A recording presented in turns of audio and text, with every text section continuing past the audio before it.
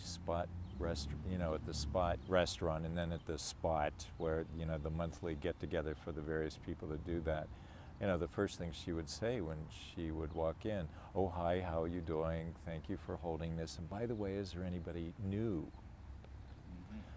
And believe me, by the time the evening was over, Bert would have talked to anyone who happened to be new to the neighborhood, and she would have either signed them up as a deadheader or they would have written her a check.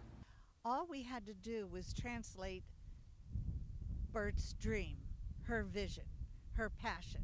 And if you know Bert and you've ever talked to her about these gardens, you know that she's very passionate.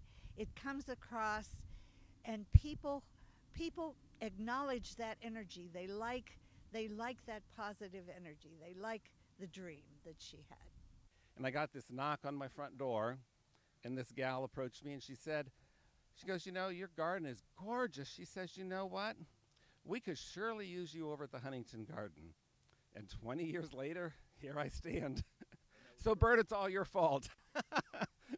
I suggested one time when I was on the board and I was treasurer, and of course you always look to reduce expenses.